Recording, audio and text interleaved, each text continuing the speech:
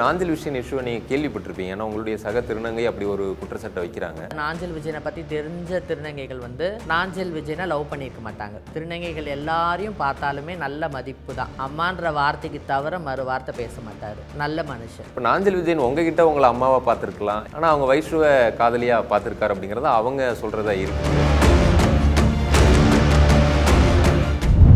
Love பண்ணுற மாதிரி அவர் நடந்திருக்க மாட்டார். ஆனால் நம்ம கிட்ட ஒருத்தங்க பழகிறத வச்சு மட்டுமே நம்ம ஒருத்தங்களுக்கு சர்டிஃபிகேட் கொடுக்கவும் முடியாது இல்லையா? அவருக்கு குழந்தை வேணும் அப்படின்னு ரொம்ப ஆசைப்பட்டதுனால நான் தான் இந்த பெண்ணை பார்த்து திருமணமே பண்ணி வச்சதாலாம் சொல்கிறாங்க. நீங்களே தானே மனப்பூர்வமாக கல்யாணம் பண்ணிக்கோன்னு சொல்கிறீங்க. அப்போ நீங்களே எதுக்கு மீடியாவுக்கு போகணும்? அப்போ உங்களுக்கு உங்கள் தேவை என்ன? உங்களுக்கே தெரியும்ல, உங்களால் குழந்தை பெற்றுக்கலாம் முடியாதுங்கும் போது நீங்கள் அதை அவாய்ட் பண்ணிக்க முடியாதா? அது எழுதப்படாத விதி தான் திருநங்கைகளுக்கு. திருநங்கை போய் இப்படிலாம் கம்ப்ளைண்ட் பண்ணால் இந்த சட்டமும் இந்த காவல்துறையும் இந்த அரசும் சப்போர்ட் பண்ணும், இந்த சமூகம் சப்போர்ட் பண்ண நினைக்கிறீங்களா? முதல்ல எப்படியும் இழந்துடக்கூடாதுன்றதுக்காக தான் நீங்கள் ஏதாவது கொடுத்து அவனை நம்ம கூட வச்சிருக்கணும் தான் பணத்தையெல்லாம் செலவு பண்ணுறீங்களோ? என்னதான் நம்ம அவங்களோட நீட்ஸ் ஃபுல்ஃபில் பண்ணாலும் ஒரு சில நீட்ஸ் நம்மளால் ஃபுல்ஃபில் பண்ண முடியும்னா அப்படி கிடையாது.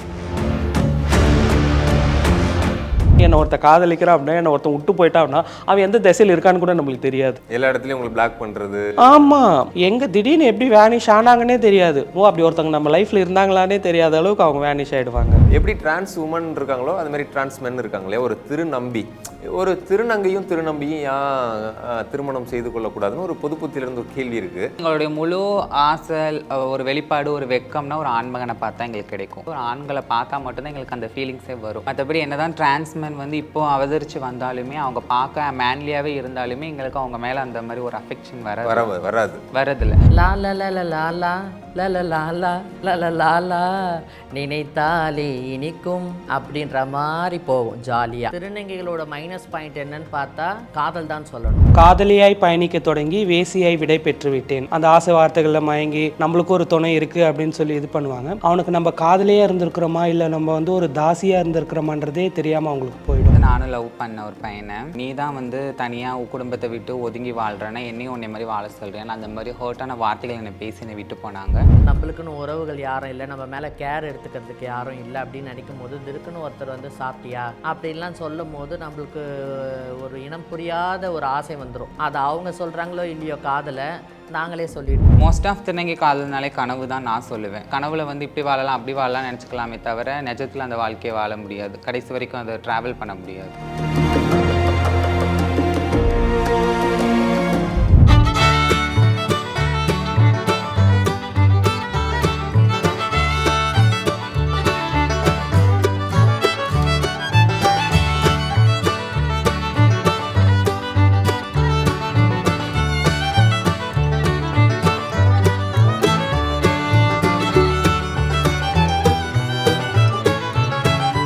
குமுதம் சிநேகிதி நேயர்களுக்கு வணக்கம். இன்று நமது சிறப்பு கலந்துரையாடலுக்கு அப்சானா பாபி, இவங்க ஒரு காஸ்டியூம் டிசைனர், டான்சர், அதே போல் சோனியா சமூக சேவகர், அகேடு ஃபவுண்டேஷனுடைய செக்ரட்டரி, அப்புறம் Renuka 2024 south India miss trans queen award win பண்ணியிருக்காங்க. அதே போல் கூவாகத்தினுடைய இந்த வருஷத்தினுடைய 2025 டைட்டில் வின் பண்ணவங்க. இவங்க மாடலிங் பண்ணிகிட்டு இருக்காங்க. இந்த 3 திருநங்கைகளும் நம்ம கூட இன்னைக்கு திருநங்கைகளுக்கு இன்று ஏற்படுகிற பிரச்சனை, இது போன்ற பல்வேறு விஷயங்களை பற்றி பேசுகிறதுக்காக வந்திருக்காங்க. குறிப்பாக இப்போ அண்மையில் பார்த்துருப்போம், கடந்த 4-5 தினங்களாகவே நாஞ்சில் விஜயன் அப்படின்ற சின்னத்திரை நடிகர் ஒருத்தர் ஒரு வைஷாலி லிஷா அப்படின்ற ஒரு திருநங்கையை ஏமாற்றி விட்டதா அவங்க ஒரு குற்றச்சாட்டுகள்லாம் வச்சுருக்காங்க. அவங்க புகார் அளிச்சிருக்காங்க. இது தொடர்ச்சியாக இப்போ இவங்க மட்டும் இல்லை, தொடர்ந்து இது நடைபெற்றுட்டே இருக்குது. ஒரு திருநங்கையை ஆண்கள் திருமணம் செய்துக்கிறதா சொல்லி ஏமாத்துறது, காதலிக்கிறதா சொல்லி ஏமாத்துறது, அவங்களுடைய பேச்சுக்கு ஒத்துப்போகாத பட்சத்தில் வன்முறையில் ஈடுபடுறதுன்னு பெண்களுக்கு எதிராக எவ்வளவு ஒடுக்குமுறைகள் வன்முறைகள் நிகழுதோ அதை விட இன்னும் அதிகமாக திருநங்கைகளுக்கு எதிராக இந்த சமூகத்தில் இன்னும் நடந்துக்கிட்டு இருக்குது. அதை இவங்கெல்லாம் சந்திச்சுக்கிட்டும் இருக்காங்க. இது குறித்து இவங்க என்ன சொல்கிறாங்க அப்படின்றத நாம் அவங்ககிட்ட இருந்தே கேட்டு தெரிஞ்சுக்கலாம். முதல்ல நம்ம அப்சானாட்டிருந்து ஆரம்பிக்கலாம்னு நினைக்கிறேன். நீங்கள் இந்த மாதிரி பிரச்சனையை ஆரம்பத்துலேருந்து பார்த்துருப்பீங்க. உங்களுக்கு இது மாதிரி ஏதாவது அனுபவம் இருக்கா? முதல்ல இல்லை, எனக்கு எந்த அனுபவமும் கிடையாது. ஆனால் பொதுவாக சொல்லணும் அப்படின்னு பார்த்தீங்கன்னா திருநங்கைகளுடைய காதல் அப்படின்னாலே ஒரே ஒரு வார்த்தை மட்டும்தான், காதலியாய் பயணிக்க தொடங்கி வேசியாய் விடை பெற்று விட்டேன் அப்படின்ற ஒரு விதம். ஏன்னா வந்துட்டு அவங்க ஆரம்பத்தில் வந்து நான் காதலிக்கிறேன் அப்படின்னு சொல்லி தான் வந்துட்டு எல்லாரும் பேசுவாங்க. அவங்களும் வந்துட்டு நிறைய பேர் அந்த ஆசை வார்த்தைகளில் மயங்கி நம்மளுக்கும் ஒரு துணை இருக்குது அப்படின்னு சொல்லி இது பண்ணுவாங்க. ஆனால் திடீர்னு ஒரு நாள் வந்துட்டு அந்த காதலன் வந்து எங்கே போகிறான், எப்படி இருக்கான், என்ன ஆச்சு எதுவுமே தெரியாது. ஸோ அந்த டைமில் வந்துட்டு அவங்களோட நிலைமை யோசிச்சு பார்க்கும்போது அப்போ நம்ம இத்தனை நாளாக வந்து அவனுக்கு நம்ம காதலியாக இருந்திருக்கிறோமா இல்லை நம்ம வந்து ஒரு தாசியாக இருந்திருக்கிறோமான்றதே தெரியாமல் அவங்களுக்கு போயிடும். ஆமாம், அந்த மாதிரி நிறைய இன்னும் உண்மை. ஏன்னா திருநங்கைகளோட காதல் அப்படின்றது வந்து பார்த்திங்கன்னா வந்துட்டு ஒரு பௌர்ணமி இரவு அன்றைக்கி வந்து கடலுக்கு போகணுன்னு வைங்களேன், ஒரு படகு எடுத்துகிட்டு கடலுக்கு போனால் அந்த நிலவுடைய பிரதிபிம்பம் வந்து அந்த கடலில் நம்மளுக்கு தெரியும். இப்போ நம்ம என்ன நினைப்போம் வந்துட்டு நம்ம அதை வந்து அள்ளி எடுத்துடுறோம் அப்படின்னு சொல்லி எடுப்போம். ஆனால் நம்ம எடுத்தது வந்து அதோட பிம்பத்தை தான். ஆனால் நம்ம கையில் தண்ணி மட்டும் தான் மிச்சிருக்கோம். ஆனால் நம்ம அந்த நிலவை வந்து பிடிக்கல. அதுதான் அதேமாரி தான் திருநங்கைகளுடைய காதல். நம்ம காதல் நம்மளுக்கு கிடச்சிருச்சுன்னு சொல்லி அவங்க வந்துட்டு ஒரு கனவு உலகத்தில் இருப்போம். ஆனால் அந்த காதல் வந்து எங்கேயோ வந்துட்டு எட்டாத தூரத்தில் இருக்குது. திருநங்கைகளுடைய காதல் வாய்ப்பே இல்லை நிறைய திருநங்கைகளுக்கு. ஓகே, நீங்கள் சொல்லுங்கள், உங்களுக்கு அது மாதிரி உங்களுக்கு பர்சனலாக இருக்கா, இல்லை நீங்கள் உங்களுடைய சக திருநங்கைகளுக்கு அந்த மாதிரி பார்த்துருப்பீங்க இல்லையா, அதை கூட சொல்லலாம். திருநங்கைகள் காதல் அப்படின்னு சொல்லணுன்னா ஃபஸ்ட்டு ஆரம்பத்தில் லா ல ல ல லா லா ல ல லா லா ல ல லா லா நினைத்தாலே இனிக்கும் அப்படின்ற மாதிரி போகும் ஜாலியாக. ஓகே, அந்த முடிவு வந்து அவங்களுக்கு எல்லாருக்குமே வந்து அதே மியூசிக்கில் போதான்னு கேட்டால் 99% திருநங்கைகளுக்கு கிடையவே கிடையாது. ஆமாம், திருநங்கைகளோட மைனஸ் பாயிண்ட் என்னன்னு பார்த்தா காதல் தான் சொல்லணும். ஏன்னா நிறைய திருநங்கைகள் காதலில் அடிபட்டு தான் அதுக்கப்புறம் தான் அடுத்தது ஏமாற்றங்களை சந்திச்சுட்டு அதுக்கப்புறம் குடும்பத்தால் வெறுக்கப்பட்டு சமுதாயத்தால் புறக்கணிக்கப்பட்டு இவ்வளோ ஸ்டேஜையும் தாண்டி தான் அந்த திருநங்கைகள் வராங்க. அதில் வந்து காதலிருந்து தோல்வி விட்டுட்டாங்கன்னா அந்த திருநங்கைகள் வந்து நிறைய பேர் கம்ப்ளைண்ட் கொடுக்கணும்னு நினச்சோன்னா எல்லா திருநங்கைகளும் கொடுக்கணும். ஏன்னா எல்லா திருநங்கைகளுக்கும் ஒரு காதல் இருக்கும். ஆமாம், அந்த காதலில் தோத்துட்டாங்கன்னா அதிலிருந்து வெளிவரது ஒரு சிலர் தான். ஒரு சிலர் நீங்கள் பார்த்தீங்கன்னா அவங்க என்ன ஆகிடுவாங்கன்னா, ஐயோ இவனை எப்படி மறக்கிறதுன்னு தெரியலையே அப்படின்றதுக்காக குடிப்பழக்கத்துக்கு கூட அடிமையாகிடுவாங்க. அதிலேருந்து அவங்கள மீண்டு கூட்டுட்டு வர்றதே ரொம்ப கஷ்டமாயிடும். சில பேர் வந்து சூசைடுன்ற ஒரு விஷயத்துக்கு போயிடுவாங்க. ஏதாவது நம்மளை பண்ணிக்கணும், அவன் இல்லாமல் நம்மளால் இருக்க முடியாது, வாழ முடியாது அப்படின்ற நிலைக்கு போயிடுவாங்க. இந்த மாதிரி விஷயங்கள்லேருந்து அமைப்புகள் மூலிமா வந்து அவங்க பேசி அவங்களுக்கு கவுன்சிலிங் கொடுத்து வீட்டில் மற்ற சக திருநங்கைகள் கவுன்சிலிங் கொடுத்து தான் அவங்க ஒரு படியிலேருந்து ஒரு படி மேலே நோக்கி வருவாங்க. திருநங்கைகள் வாழ்க்கையில் காதல்ன்றது படாத பாடதான் படுத்துமே தவிர 1% மக்களுக்கு மட்டும்தான் அது கைகூடும். மற்றபடி 99% மக்களுக்கு வந்து காதல்ன்றது ஒரு எட்டா கனி தான். ரேணுகா, நீங்கள் சொல்லுங்கள், உங்களுடைய பார்வையில் திருநங்கைகளோட காதல் எப்படி இருக்குது? உங்களுக்கு எதுவும் காதல் அனுபவம் இருக்கா? இருக்கு. நான் என் பிரச்சனையே சொல்கிறேன். நான் திருநங்கையான சமயத்தில் வந்து நானும் லவ் பண்ண ஒரு பையனை. மற்ற லவ்வர்ஸ் மாதிரி நாங்களும் ஜாலியாக பார்க்கு பீச்சு எல்லா பக்கமும் சுற்றினோம். நார்மலாக தான் பேசிகிட்டு இருந்தோம், வச்சோம், பழகணும். ஆனால் ஒரு ஸ்டேஜில் என்ன ஆச்சுன்னா குழந்த வாரிசுன்னு வரும்போது அவங்க வந்து என்னை விட்டுட்டு போக வேண்டிய சூழ்நிலை ஆகிடுச்சு. அப்போ நான் கேட்டேன், ஏன் என் கூட பழகும்போது தெரியாதா என்னால் குழந்தை பெற்றுக்க முடியாது, எல்லாம் சொல்லி சமைச்சு தானே இது பண்ணீங்க? இல்லை, எங்கள் குடும்பத்தில் வந்து கௌரவ பிரச்சனை, இன்னொன்று வாரிசு வேணும், ஏன்னா இல்லைனா என் குடும்பத்தை என்ன சேர்த்துக்க மாட்டாங்க, நீ தான் வந்து தனியாக குடும்பத்தை விட்டு ஒதுங்கி வாழ்கிறேன்னா என்னையும் உன்னை மாதிரி வாழ சொல்கிறேன். அந்த மாதிரி ஹர்ட்டான வார்த்தைகள் என்னை பேசி என்னை விட்டு போனாங்க. ஸோ அதை நான் என்ன நினச்சிட்டு தான் இருக்கேன் மனசுக்குள்ளே. பழி வாங்கணும் ஒரு நேரம் வரும்ல, அப்போது பார்த்துக்கலாம், கடவுள் இருக்காருல்ல, அவர் பார்ப்பாருன்னு சொல்லிட்டு நானும் விட்டுட்டேன். மோஸ்ட் ஆஃப் திருநங்கை காதல்னாலே கனவு தான் நான் சொல்லுவேன். கனவு, நம்ம கனவுல வந்து இப்படி வாழலாம் அப்படி வாழலாம் நினச்சிக்கலாமே தவிர நிஜத்தில் அந்த வாழ்க்கையை வாழ முடியாது, கடைசி வரைக்கும் அதை ட்ராவல் பண்ண முடியாது. ஓகே, ஸோ திருநங்கை காதல் வெறும் கனவு தான், கனவாக தான் இருக்குது அப்படின்னு நினைக்கிறீங்க. பொதுவாக நீங்கள் சொல்லும் போதே எல்லா இது சமூகத்தில் ஆண் பெண் காதலில் பார்த்தோம் அப்படின்னா பெரும்பாலும் ஜாதி, மதம், ஸ்டேட்டஸ், சோஷியல் ஸ்டேட்டஸ் இந்த மாதிரி விஷயங்கள்லாம் அவங்களுக்கு ஒரு பிரச்சனையாகவும் அவங்களுக்கு ஒரு அந்த காதலுக்கு எதிரியாகவும் இருக்கிறத பார்க்குறோம். ஆனால் திருநங்கைகளுக்கு உங்களுடைய பாலினம், ஜெண்டரே ஒரு பிரச்சனையாக இருக்கும். நீங்கள் உதாரணத்துக்கு உங்களுக்கு ஒரு ஆணை பிடிச்சிருக்கும், அவங்க மேலே உங்களுக்கு க்ரஷ் இருக்கலாம், ஆனால் உங்களுக்குள்ளேயே ஒரு மனக்கட்டுப்பாடெல்லாம் வச்சுப்பாங்க, நம்மளால் அதுக்கு தகுதி கிடையாதோ அப்படின்ற மாதிரி அந்த காதலை சொல்லாமலே இருப்பீங்க. அதையும் மீறி காதல் 2 பேருக்கும் பரஸ்பரமாக நிகழ்கிறது நடக்கும். அப்படி இருக்கும்போது அதை எப்படி நீங்கள் அந்த கையாளுறீங்க? அந்த காதல் உங்களுக்கு வந்து அந்த உணர்வு வரும்போது அதை எப்படி கையாளுறீங்க? இப்போது சக ஆண் பெண்ணுங்கும் போது அவங்க வந்து வெளிப்படுத்திடுறாங்க, அவங்களே அந்த பிரச்சனை இருக்கிறதான் சொன்னேன். நீங்கள் ஒரு ஜென்டராக இருக்கும்போது இப்போ அவங்க சொன்னாங்க காதலிக்கும் போதே தெரியாதா, என்னால் குழந்தை பெற்றுக்க முடியாது தெரிஞ்சு தான் அந்த ஆண் வந்து அந்த உறவுக்குள்ளே வர்றாரு. ஆனால் அப்புறம் எனக்கு குடும்ப கௌரவம், அப்புறம் குழந்தை வேணும், இதெல்லாம் வந்து பேசுகிறாங்க. அப்படி இருக்கும்போது அதை நீங்கள் எப்படி கையாளுறீங்கன்னு கேட்குறேன். காதலுக்கு கண் இல்லைன்னு சொல்லுவாங்க. அது வந்து வெறும் ஆண் பெண்ணுக்கு மட்டும்தான் கிடையாது. திருநங்கைங்க மேலே காதல் பண்ணும்போதும் அவங்க அப்படி தான் இருப்பாங்க. அவங்க பிளைண்டாக நம்மளை லவ் பண்ணுற மாதிரி நம்ம பேசும்போது நம்மளுக்கு வந்து தோணும், நம்ம அரவணைப்பு இல்லை, அப்பா அம்மாவோட விட்டுட்டு வந்துட்டோம், நம்மளுக்குன்னு உறவுகள் யாரும் இல்லை, நம்ம மேலே கேர் எடுத்துக்கிறதுக்கு யாரும் இல்லை அப்படின்னு நினைக்கும் போது திடுக்குன்னு ஒருத்தர் வந்து சாப்பிட்டியா, ஏன் சாப்பிடல, ஏன் இவ்வளோ நேரம் சாப்பிடல, நீ சாப்பிடு, நீ சாப்பிட்டா தான் நான் சாப்பிடுவேன் அப்படின்லாம் சொல்லும் போது நம்மளுக்கு ஒரு இனம் புரியாத ஒரு ஆசை வந்துடும். அது அவங்க சொல்கிறாங்களோ இல்லையோ காதலை நாங்களே சொல்லிடுவோம். ஓகே.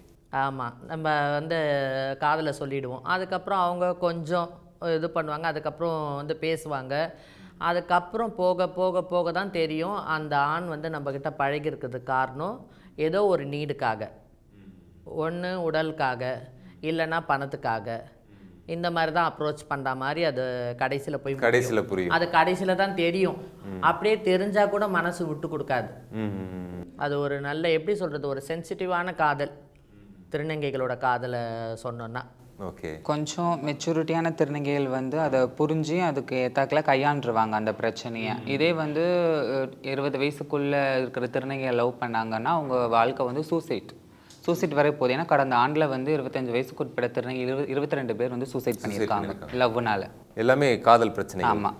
ஓ, ஏன்னா உங்களுக்கு இந்த மாதிரி ஜெண்டர் ரீதியான பிரச்சனை வந்து குடும்பத்தை எல்லாம் விட்டு வந்து தான் உங்களுடைய பாலின அடையாளத்தையே மாற்றிக்கிட்டு வாழ்கிறீங்க. அதெல்லாம் கூட உங்களுக்கு தற்கொலையை நோக்கி தள்ளுறது இல்லை. ஆனால் அந்த காதல்ன்ற ஒரு விஷயம் வந்து தற்கொலையை நோக்கி தள்ளிடுது இல்லையா? இப்போது நீங்கள் இந்த நாஞ்சில் விஷயம் இஷ்யூவை நீங்கள் கேள்விப்பட்டிருப்பீங்க. ஏன்னா உங்களுடைய சக திருநங்கை அப்படி ஒரு குற்றச்சாட்டை வைக்கிறாங்க. இந்த உலகத்தில் இன்னும் பார்த்தோம் அப்படின்னா பெண்களுக்கான குற்றச்சாட்டுகளை அவங்க வந்து ஒரு கமிஷனர் ஆஃபீஸில் போய் கம்ப்ளைண்ட் பண்ணுறாங்க. இதே பார்த்துருப்பீங்க, கொஞ்ச நாளைக்கு முன்னாடி மாதம்பட்டி ரங்கராஜ் மேலே ஒரு பெண் புகார் அளித்தாங்க. அதுக்கே இந்த நடவடிக்கை எடுக்கலன்னு தான் அவங்க இன்னும் சிஎம்ஐலாம் டேக் பண்ணி ட்வீட்லாம் போடுறாங்க. அப்படி இருக்கும்போது இவங்க ஒரு புகார் அளிக்கிறாங்க. அப்படிங்கும்போது அது அந்த இஷ்யூவை ஃபஸ்ட்டு எப்படி பார்க்குறீங்க? இதற்கான தீர்வு கிடைக்கும் அப்படின்லாம் உங்களுக்கு நம்பிக்கை இருக்கா? ஒரு திருநங்கை போய் இப்படிலாம் கம்ப்ளைண்ட் பண்ணால் இந்த சட்டமும் இந்த காவல்துறையும் இந்த அரசும் சப்போர்ட் பண்ணும், இந்த சமூகம் சப்போர்ட் பண்ணணும்னு நினைக்கிறீங்களா? முதல்ல வந்து வைஷுவை வந்து நான் பாராட்டணும். ஏன் சொல்கிறேன்னா, ஒரு காதல் அவங்க காதலிச்சாங்களா, 2 பேரும் காதலிக்கலையா அப்படின்றது நம்மளுக்கு தெரியாது, நம்ம பார்க்கல கூட இருந்து. இவங்க ஒரு தரப்பு அவங்க நியாயத்தை சொல்கிறாங்க, அவங்க தரப்புலேருந்து அவங்க ஒரு நியாயத்தை சொல்கிறாங்க. இருந்தாலும் வைஷுவை ஏன் பாராட்டணுன்னா, அவங்க காதலிச்சே இருந்தால் கூட, அவங்களோட லவ் ஒன் சைட் லவ்வாக இருந்தால் கூட அவங்க வந்து தற்கொலை முயற்சிக்கோ இல்லை ஏதாவது குடிப்பழக்கத்துக்கோ அடிமை ஆகாமல் இதை தவறான பாதையில் வந்து போய் அவங்கள மிரட்டுறது கொல்றது அந்த மாதிரி எதுவும் செய்யாமல் ஒரு சோஷியல் மீடியாலேயும் ஒரு காவல்துறைக்கிட்டேயும் போய் ஒரு நாடி இருக்கிறதே எங்களுக்கு ரொம்ப சந்தோஷம். அதுவே ஒரு நல்ல ஒரு நம்பிக்கையான அதுவே ஒரு பாராட்டு. அதே மாதிரி நாஞ்சில் விஜயனை பற்றி சொல்லணும்னா, நான் கூட வந்து கருவின்னு சொல்லிட்டு ஒரு படம் வந்து ஆக்ட் பண்ணேன். அவர் கூட ஆக்ட் பண்ணேன். அவர் கூடயும் பழகியிருக்கிறேன். அவரும் நல்ல மனுஷன்தான். நல்ல திருநங்கைகள் எல்லாரையும் பார்த்தாலுமே நல்ல மதிப்பு தான். அம்மான்ற வார்த்தைக்கு தவிர மறு வார்த்தை பேச மாட்டார். அவர் வந்து இப்படி பழகியிருக்கிறாரு அப்படின்னும் போது நல்ல நாஞ்சில் விஜயனை பற்றி தெரிஞ்ச திருநங்கைகள் வந்து நாஞ்சில் விஜயனை லவ் பண்ணியிருக்க மாட்டாங்க. அவர் அந்த மாதிரி திருநங்கையை லவ் பண்ணுற மாதிரி அவர் நடந்திருக்க மாட்டார். ஏன்னா எங்ககிட்ட பழகியிருக்காரு, அம்மான்ற வார்த்தைக்கு தவிர மறு வார்த்தை பேசுனது கிடையாது. எல்லா திருநங்கிட்ட சகஜமாக பழகுவார். நல்ல மனுஷன். ஆனால் நம்ம கிட்ட ஒருத்தங்க பழகிறத வச்சு மட்டுமே நம்ம ஒருத்தங்களுக்கு சர்டிஃபிகேட் கொடுக்கவும் முடியாது இல்லையா? ஏன்னா சக ஆண்களே எல்லா பெண்களையும் அப்படி பார்க்கறது இல்லை. அக்கான்னு சொல்கிறாங்க, அம்மான்னு சொல்கிறாங்க, அக்கா தங்கையாக நிறைய பேரை பார்க்குறாங்க. ஆனால் ஒரு சிலர்கிட்ட தான் காதல் கொள்கிறாங்க. அது ஒருத்தங்க கிட்டே இருக்க மாட்டேங்குதுன்றது தான் பிரச்சனையாகுது. அது ஒருத்தர் 2 பேர் 3 பேர் அப்படி தொடருது. ஒரே சமயத்தில் பல பெண்களை காதலிக்கிறதும் சில இதில் பார்க்குறோம். அப்போ நாஞ்சில் விஜயன் உங்ககிட்ட உங்களை அம்மாவை பார்த்துருக்கலாம், இவங்களை அக்காவை பார்த்துருக்கலாம், ஆனால் அவங்க வைஷ்ணுவை காதலியாக பார்த்துருக்காரு அப்படிங்கிறது அவங்க சொல்கிறதா இருக்குது. என்னுடைய பாயிண்ட் ஆஃப் வியூவில் வந்து அவங்க ஸ்டார்டிங்லேயே வந்து இந்த மாதிரி விட்டு போகிற மாதிரி தெரிஞ்சு அவங்க அப்படி தெரியும் போதே அவங்க ஆக்ஷன் எடுத்துருந்துருக்கலாம். அவங்களுக்கு ஒரு கல்யாணம் ஒரு குழந்தைன்னு வந்ததுக்கப்புறம் இந்த பிரச்சனை இஷ்யூ பெருசாக்க வேணாமே அப்படின்னு தான் எனக்கு தோணுச்சு. ஏன்னா நம்ம தான் வந்து ஒதுங்கி இருக்கிறோம், தனிச்சிருக்கிறோம், நம்ம சமுதாயத்தை சார்ந்துருக்கிறோம். ஆனால் அவங்க அப்படி இல்லை. அவங்களுக்கு கல்யாணம் ஆனதுக்கப்புறம் ஒரு குழந்தை வந்ததுக்கப்புறம் அவங்க ஃபேமிலி அவங்க பொண்ணோட அம்மா அப்பா அவங்கள சார்ந்து இருக்கும்போது அது அவங்களுக்கு பெரிய ஒரு மன கஷ்டம் தானே ஏற்படும் அந்த மாதிரி நியூஸ் கொடுக்கும்போது. ஸோ அதை எப்படி கையாளணுமோ அந்த விதத்தில் கையாண்டுருக்கலாம். ஒன்று காண்டாக்ட் பண்ணியிருந்திருக்கலாம், நார்மலாக பேசியிருந்திருக்கலாம் மனசு விட்டு. இது மீடியா வரை கொண்டு வந்திருக்க வேணான்னு எனக்கு தோணுது. உங்களுக்கு தோணுது ஏன்னா அவங்களுக்கு ஒரு பர்சனலாக ஒரு குடும்பம் இருக்குது. பர்சனல் அப்படின்றத விட இப்போ வந்து நார்மலாகவே வந்துட்டு எந்த ஒரு பிரச்சனையாக இருந்தாலும் அது அவங்களுடைய ப்ரொஃபஷனையுமே பாதிக்கும். ஏன்னா வந்துட்டு யாராக இருந்தாலும் சரி, இப்போ நான் ஒரு சின்ன ஒரு இடத்துல ஒர்க் பண்ணுறேன், இந்த இஷ்யூ எனக்கு நான் ஒர்க் பண்ணுற இடத்துல வந்தாலுமே அது என்னோட ப்ரொஃபஷனை பாதிக்கும். ஸோ அந்த மாதிரி தான் ஒரு சின்ன திரையில் வந்துட்டு ஒரு சின்ன திரை பிரபலம் நாஞ்சில் விஜயன் அப்படின்னாலே எல்லாருக்குமே வந்து தெரிஞ்ச ஒரு விஷயம். இதை வந்து நம்ம வந்து கொஞ்சம் வந்து நம்ம ஃபஸ்ட்டு பேசி நம்ம எதனா ஒரு முடிவுக்கு வந்திருக்கலாம். மேபி அவங்க டிரெக்டாக வந்துட்டு இப்படி வந்து அது அவங்களும் எந்த லெவலில் அவங்க கோவத்தில் இருக்காங்களோ இல்லை அவங்க எந்த வழி அனுபவிச்சாங்க அது நம்மளுக்கு தெரியாது. அவங்க டிரெக்டாக வந்துட்டு சோஷியல் மீடியாலையும் கவர்மெண்ட்கிட்டையும் வந்துட்டு அவங்க இந்த கம்ப்ளைண்ட் வைக்கிறது, அக்விசிஷன்ஸ் வைக்கிறது. பட் என்ன அப்படின்னா வந்துட்டு இதை வந்து ஃபர்ஸ்ட் நம்ம வந்துட்டு இந்த ப்ராப்ளம் வந்து ஃபர்ஸ்ட் லெவலாக வந்து கொஞ்சம் நம்ம பேசி எதனா சார்ட் அவுட் பண்ண முடியுமா அந்தமாரி பண்ணி இருந்திருக்கலாம். அவ்வளோதான். ஏன்னா இது நம்ம யார் மேலேயும் நம்ம தப்பு சொல்ல முடியாது. இவங்க மேலே தப்பா இல்லை இவங்க மேலே தப்பா நம்ம சொல்ல முடியாது. என்ன இது நடந்தது அது நம்மளுக்கு தெரியாது, அவங்க 2 பேருக்கு மட்டும்தான் தெரிஞ்ச ஒரு விஷயம். அப்படின்ற பட்சத்தில் வந்துட்டு அதை அவங்க வந்துட்டு அவங்க கொஞ்சம் பர்சனலாக டைம் எடுத்து மேபி பேசி அதை வந்து ஒரு முடிவு கொண்டு வந்திருக்கலாம் அப்படின்றது. ஆமாம். இன்னொன்று வந்து அவர் பண்ணுற ஷோஸ் ஃபுல்லாமே வந்து திருநங்கை பேஸ் பண்ணி கேரக்டரில் தான் அவங்க பண்ணுவாரா. ஸோ ஆல்ரெடி சமுதாயத்தில் வந்து ஒரு திருநங்கை தப்பு பண்ணாலே ஒட்டுமொத்த திருநங்கைகள் இப்படி தானே முத்திரை குத்திடுவாங்க. ஸோ வந்து இந்த இஷ்யூ வந்து இப்போ பெருசாகுனதுனால இப்போ என்ன ஆகுதுன்னா இதனால தான் திருநங்கை கூட நீ பழகுனியான அஞ்சல் வந்து பப்ளிக்கே வந்து கமெண்ட்ல கேட்க ஆரம்பிச்சிட்டாங்க. அது அவருடைய ப்ரொஃபஷனலையும் அவருடைய ஃபேமிலியையும் அது மனசையும் கஷ்டப்படுத்தும். அதனால இது உங்களை பொறுத்த வரைக்கும் அவங்க கேட்டிருக்கலாம், இவ்வளோ டைம் எடுத்துட்டு ஏன்னா அவர் ஒரு மேரேஜ் ஆகி அவர் இன்னொரு பெண் கூட ரிலேஷன்ஷிப்பில் இருக்காங்க. குறிப்பாக அவங்க வைக்கிற குற்றச்சாட்டு என்ன அப்படின்னா, நாங்கள் 2 பேரும் காதலிச்சோம், அப்புறம் 2-3 வருடம் ரொம்ப டீப்பாகவே உறவில் இருந்தோம். அவருக்கு வந்து குழந்தை வேணும் அப்படின்னு ரொம்ப ஆசைப்பட்டதுனால நான் தான் இந்த பெண்ணை பார்த்து திருமணமே பண்ணி வச்சதாலாம் சொல்கிறாங்க. அதுக்கு சாத்தியமாக இல்லையான்ற நமக்கு தெரியல, அவங்க சொல்கிறது இதுதான். நான் என்ன கேட்குறேன் அப்படின்னா, நான் மட்டும் இல்லை பொதுவாக இருக்கிற அந்த சமூகம் எப்படி கேட்குதுன்னா, உங்களுக்கே தெரியும்ல உங்களால் குழந்தை பெற்றுக்கலாம் முடியாதுங்கும் போது நீங்கள் அதை அவாய்ட் பண்ணிக்க முடியாதா அப்படின்ற மாதிரி ஒரு இப்போ இவங்களால் குழந்தை பெற்றுக்க முடியாதுன்னு இன்னொரு கல்யாணம் பண்ணி வைக்கிறாங்க. இன்னொரு ஆப்வியஸ்லி இன்னொரு பெண் வரும்போது தன்னுடைய கணவனை கண்டிப்பாக யாருமே விட்டு கொடுக்க மாட்டாங்கன்னு நினைக்கிறேன். அப்போது அது மாதிரியான இன்னொன்று வந்து ஒய்ஃபு குழந்தைன்னு வரும்போது வந்து என்னதான் திருநங்கை கிட்ட அவர் நெருக்கமாக பழகியிருந்தாலும் பாசம் காட்டியிருந்தாலும் குழந்தைன்னு ஒன்று வந்துச்சுன்னா அந்த முழு பாசமும் பொண்டாட்டியும் கட்டினவளை விட குழந்தை மேலே போயிடும் இல்லையா. ஸோ வந்து அவர் பாசம் வந்து அப்படி மாறி இருக்கலாம். ஒரு வேலை இவங்க லவ் பண்ணியிருந்தா அதை நம்ம பார்க்கல, அவங்க சொல்கிறத வச்சு நான் சொல்கிறேன். ஆனால் வேணாம் இப்போ இந்த பிரச்சனை எடுத்திருக்க வேணாம், இது ஸ்டார்டிங் ஃபஸ்ட்டே நீங்கள் வந்து நீங்களே தானே மனப்பூர்வமாக வந்து கல்யாணம் பண்ணிக்கோன்னு சொல்கிறீங்க, அப்போ நீங்களே எதுக்கு மீடியாவுக்கு போகணும்? அப்போ வந்து உங்களுக்கு உங்கள் தேவை என்ன அதை நீங்கள் வந்து ஃபோன்லேயோ இல்லை டேரெக்டாக இப்போ ஒரு கான்வர்சேஷன் வச்சுருந்தீங்க அப்படின்னா அது அப்படியே சார்ட் அவுட் ஆகிருக்குமே, இவ்வளோ தூரம் அந்த இஷ்யூ ஆயிருக்காதுன்னு சொல்ல வரேன் நான். ஒருவேளை இவங்க வந்து அவர் கல்யாணமாகி இன்னொரு உறவுல குழந்தை மனைவியோடு இருந்தாலும் நம்ம கூடயும் இந்த உறவை அவர் தொடரணும்னு அவங்க நினச்சிருப்பாங்களோ? அதற்கு அது இப்போ அந்த உறவு முடியும் போது தான் அவங்க அதான் சொல்கிறேன், நினச்சிருக்கலாம். அதான் குழந்தைன்னு ஒன்று வந்துட்டுனா மொத்த பாசமும் குழந்தை மேலே போயிடல, அப்புறம் நம்ம என்ன தான் வந்து போய் தாங்கினாலும் பார்த்தாலும் நம்மளை திரும்பி பார்க்க மாட்டாங்க. இது பொதுவாகவே காமனாக நடக்கிற ஒரு இஷ்யூ. நார்மலாக வந்துட்டு ஒரு ஆண்மகன் வந்து ஒரு திருநங்கை கிட்ட பழகுவாங்க. பழகி இவங்க சொல்கிற மாதிரி தான் அந்த காதல் அதை போகும், ட்ராவல் ஆகும். அப்போ போகும்போது வந்து பார்த்திங்கன்னா என்னோட ஒரு சக ஆண், எனக்கு ஒரு 27 வயசு ஆகுது அப்படின்னா என்னோட ஒரு சக நண்பர் அவருக்கு வந்து கல்யாணம் ஆகி அவருக்கு குழந்தை இருக்குது அப்படின்ற பட்சத்தில் இவருக்கும் அந்த ஆசை வரும்.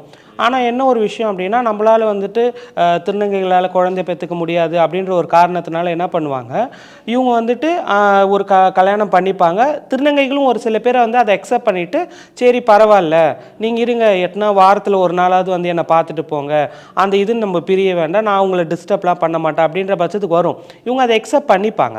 அக்செப்ட் பண்ணோன்னே என்ன ஆகும் அப்படின்னா ஃபர்ஸ்ட் அந்த மேரேஜ் லைஃப்பில் போகும்போது அந்த ஒரு 3 months வந்து அந்த ஒய்ஃப் கூடயே அவங்க ஜாலியாக சுற்றுறது போகிறது வர்றது அது இருக்கும். அப்புறம் அது நெக்ஸ்ட் ஸ்டேஜ் வந்து ப்ரெக்னென்சி, அப்புறம் மெட்டன் போயிட்டாங்க அப்படின்னா வந்துட்டு என்ன ஆகும்னா அவங்களுக்கு திருப்பியும் அந்த திருநங்கையோட ஞாபகம் எப்போ வரும் அப்படின்னா அவங்க குழந்தை பெற்றுக்கிற காலகட்டம் அந்த ஒரு 9 மாதமோ அந்த டைமில் அவங்க வீட்டுக்கு போயிடுவாங்க. அப்போ வந்து இவங்க ஃபோன் பண்ணுவாங்க, என்ன ஒரு ஃபோன் இல்லை எதுவுமே இல்லை எப்படி இருக்க நல்லா இருக்கியா, அவங்க நம்மளை கேட்பாங்க.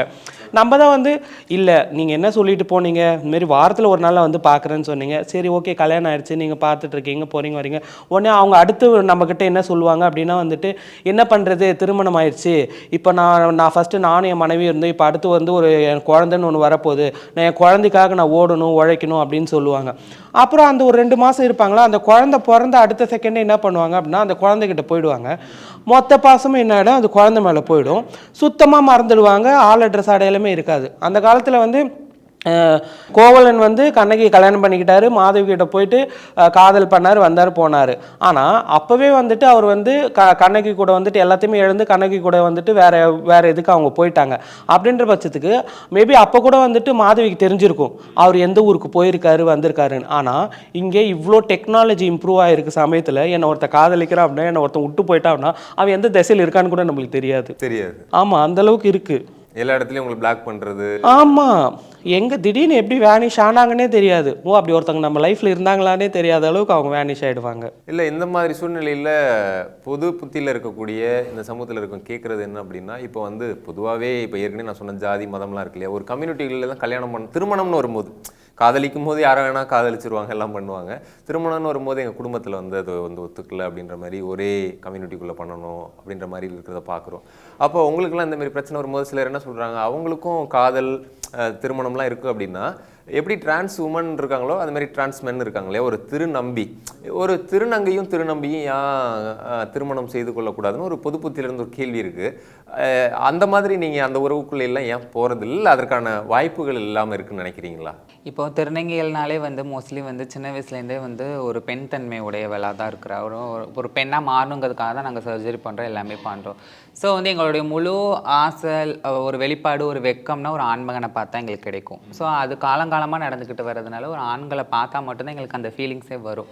மற்றபடி என்ன தான் டிரான்ஸ்மென் வந்து இப்போது அவதரித்து வந்தாலுமே அவங்க பார்க்க மேன்லியாகவே இருந்தாலுமே எங்களுக்கு அவங்க மேலே அந்த மாதிரி ஒரு அஃபெக்ஷன் வரதில்லை. ஒரு ஃப்ரெண்டானா ஒரு தோழனாக பார்க்க வரும், ஒரு கூட உடன்பிறவா சகோதரனாக கூட நம்ம பார்த்துடலாமே தவிர வந்து ஒரு லவ்வராகவோ இவங்க கூட நம்ம லைஃப்பை ட்ராவல் கொண்டு போகலாங்கிற மனப்பக்குவம் வரல.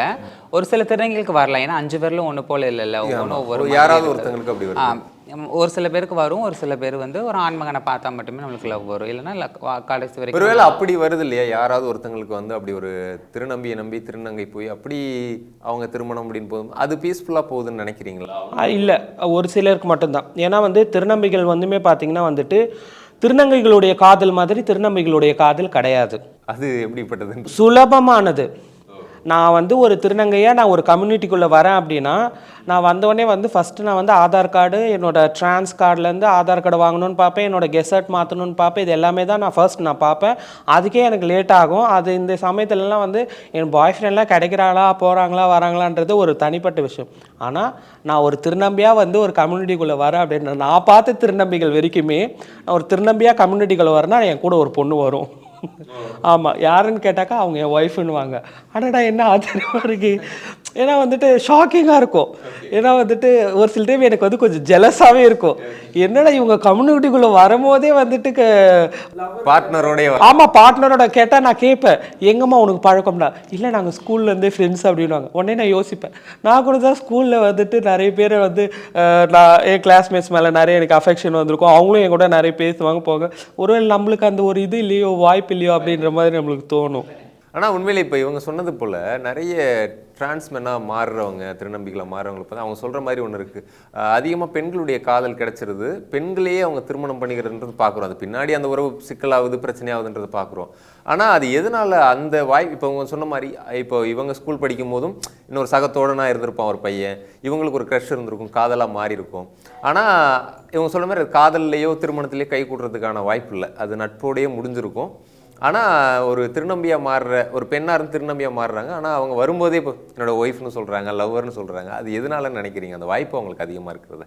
எங்களுக்கு வந்து ஆண் மேலே எப்படி காதல் ஏற்படுதோ அவங்களுக்கு ஒரு பெண் மேலே காதல் ஏற்படுது. நாங்கள் வந்து திருநங்கைகள் வந்து நடந்து போனாலே நாங்கள் தெரிஞ்சிடுவோம், நாங்கள் பேசினாலே தெரிஞ்சிடுவோம். அவங்க வந்து அந்த அளவுக்கு கிடையாது. 2 பொண்ணுங்க ஒன்றா போன மாதிரி இப்போ நாங்கள் நடக்கும் போது தெரிஞ்சிடும். எங்களோட எல்லா ஆண்கள் மாதிரி நாங்கள் நடக்க மாட்டோம், கொஞ்சம் வளைஞ்சு நெளிஞ்சு அப்படி நடப்போம். அவங்க சாதாரணமாகவே 2 பேரும் ஒன்றா நடப்பாங்க, போவாங்க, பேசுவாங்க. அவங்க மேலே வந்து தவறான கண்ணோட்டம் என்றைக்கும் அதிகமாக வந்திருக்காது. ஆமாம். அதுக்கப்புறம் அவங்க மாறும்போது அவங்களுக்குள்ள வந்து நல்ல ஒரு அஃபெக்ஷன் வந்துடுச்சு.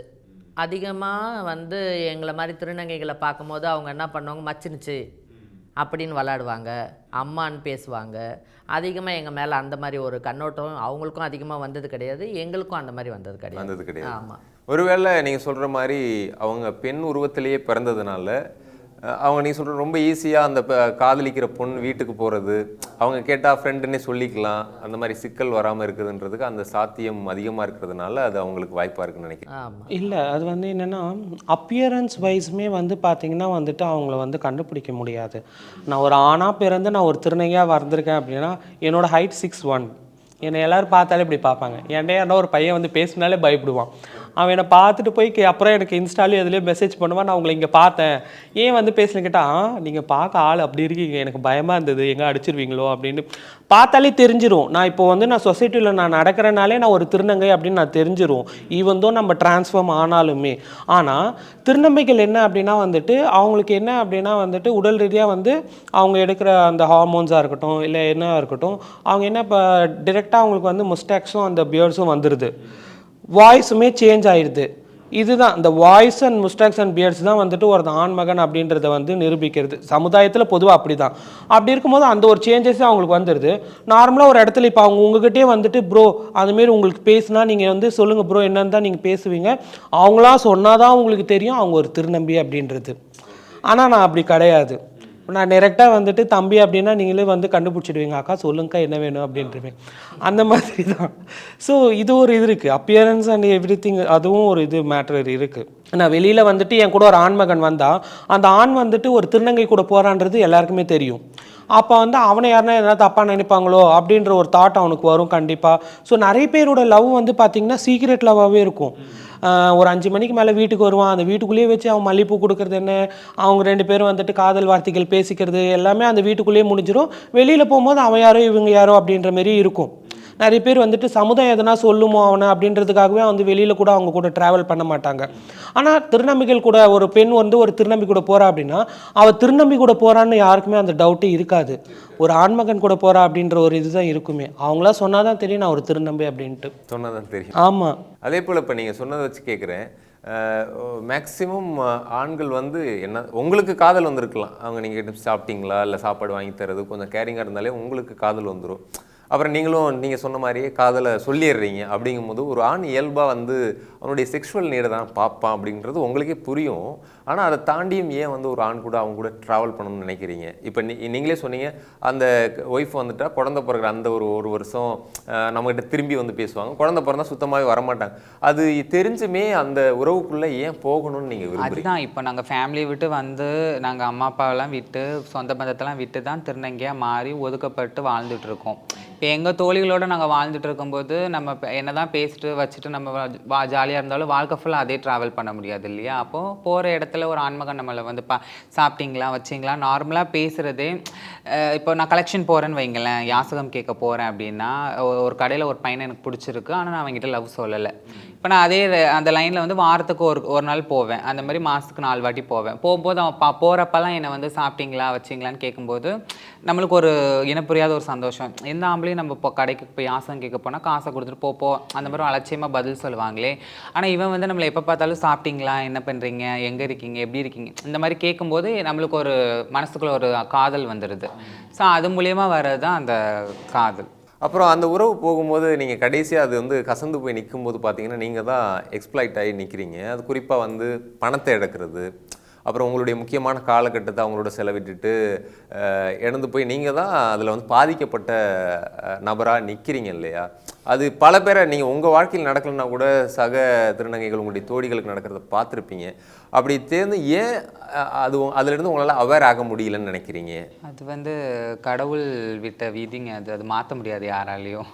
அது வந்து நம்ம வந்து இதில் போய் நம்ம மாட்டி தான் ஆகணும்னா அது மாட்டி தான் தீர்வோம். மெச்சூரிட்டியான திருநங்கை என்ன பண்ணுவாங்க அப்படின்னா அதுலேருந்து தப்பிக்கிறதுக்கு வழி பார்ப்பாங்க, இல்லைனா அதை தாங்கிக்கிற மனப்பக்குவத்துக்கு வந்துக்குருவாங்க. அந்த மெச்சூரிட்டி இல்லாத திருநங்கைகள் தான் வந்து அந்த மாதிரி ரொம்ப அஃபெக்ஷன் வச்சுட்டு அவங்க பிரிஞ்சு போக முடியாத வேதனையில் வந்து தான் சூசைட் பண்ணிக்கிற காரணமே.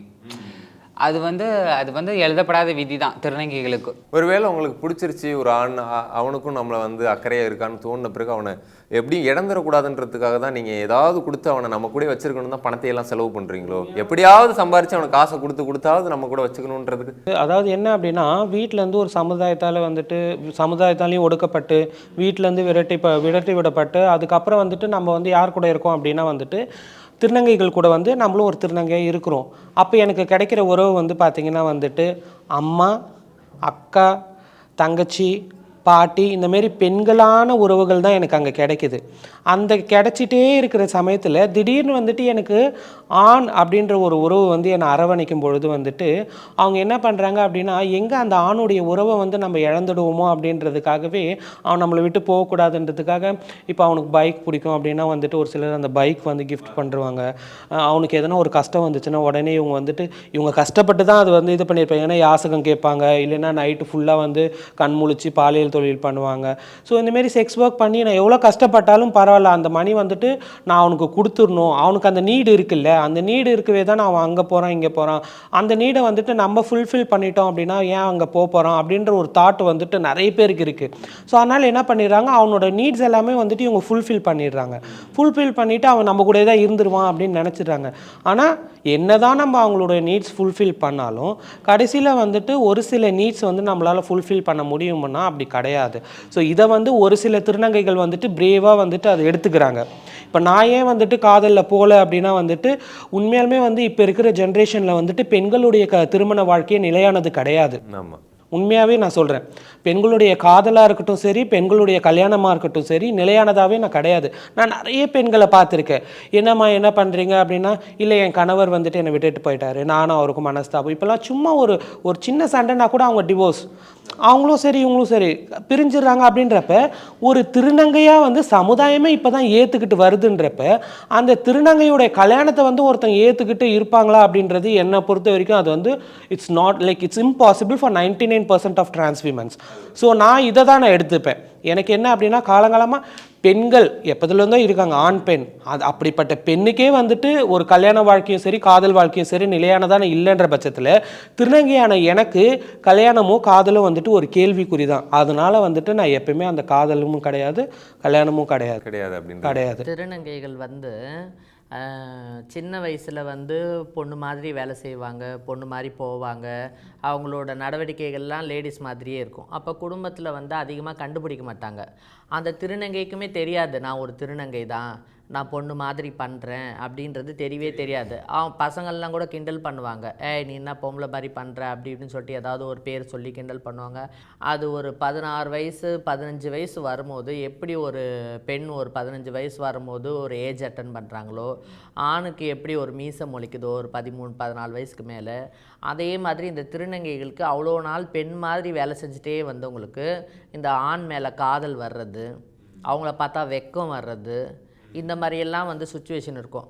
அந்த 16 வயசுக்கு மேலேயும் ஒரு பொண்ணு மாதிரி பண்ணும்போது வீட்டில் என்ன பண்ணுவாங்கன்னா ரொம்ப டிஸ்டர்ப் பண்ணுவாங்க நம்மளை. என்ன நீ அது வரைக்கும் சின்ன வயசில் நம்ம சொப்பு வச்சுட்டு விளையாடும் போதோ இல்லை பொண்ணு மாதிரி நான் சமையல் செய்கிறேன்னு சொல்லும் போதோ அப்போ எதுவும் வருத்தப்படாதவங்க ஒரு 16-17 வயசுக்கு போதோ நம்ம அதேமாதிரி நடந்துக்கிட்டோன்னும் போது அவங்க ரொம்ப கோவப்படுவாங்க. அப்போ நம்மளுக்குள்ளே ஒரு ஃபீல் வந்துடும், இந்த ஒரு விஷயத்தையே நம்ம குடும்பத்தில் ஏற்றுக்கலையே, ஆனால் நம்மளுக்கு வந்து ஒரு பெண்ணு மாதிரி ஆயிடணும், பொண்ணாட்டம் மாறுறதுக்கு நம்ம உடலில் இந்த ஒரு உறுப்பு தடையாக இருக்குது, அதுவே எடுத்துடணும்னு நம்மளுக்கு ஒரு ஆசையாக இருக்குது, ஒரு ஆணை பார்த்தா வெக்கம் வருது, ஒரு ஆணை பார்த்தா காதல் வருது அப்படின்னும் போது இதை எப்படி குடும்பத்தில் சொல்கிறது, அதை அவங்க எப்படி ஏற்றுக்குவாங்க அப்படின்ற பயத்திலேயே பாதி பேர் வந்து வெளியில் வந்துடுறாங்க. அது வெளியில் வர்றதுக்கும் இந்த காதல், இந்த ஆண் மேலே படுற ஆசை, அவங்க நம்ம கிட்ட நடந்துக்கிற முறை, இதெல்லாமே கூட ஒரு காரணம் திருநங்கை வீட்டை விட்டு வெளியில் வர்றதுக்கு. ஆமாம், அவனோட அந்த காதல் தொடரணும் அப்படின்றதுக்காக பணத்தை நீங்கள் கொடுக்குறது இல்லை பைக் வாங்கி கொடுக்குறது அப்படிங்கும்போது தேவைப்படும் போதெல்லாம் நீங்கள் பண்ணிட்டுருங்க. சரி இவங்களை யூஸ் பண்ணிக்கலான்ற எண்ணம் தானே வரும். அவங்களுக்கு எப்படி காதல் வரும்னு அதை எப்படி நம்புறீங்க? காதல் வந்து கண்ணை மறைச்சிடும். மறைச்சிடும். நம்ம ஃப்ரெண்ட்ஸுங்களாம் சொல்லுவாங்க, ஏன் உன்னை ஏமாற்ற போகிறாண்டி, உன்னோட நடவடிக்கை சரியில்லை அப்படின்னு சொல்லும் போது அப்போ நம்ம மனசு கேட்கவே தோணாது. உன் கூட பழகணவங்க அப்படி இருப்பாங்க, அவர் அப்படி கிடையாது, அப்படி தான் சொல்ல தோணும். அதுக்கப்புறம் பின்னாடி தான் சொல்ல தோணும், இவன் நீ பார்த்தவனோட ரொம்ப மோசண்டி அப்படின்ட்டு. இப்போ நான் கைப்பிடிச்சிட்டு போனால் இப்போ 10ல் ஒரு ஆள் தான் இவங்க திருநங்கைன்னு கண்டுபிடிப்பாங்க, தவிர மிச்சம் 9 பேர் என்ன ஐடென்டிஃபை பண்ண மாட்டாங்க.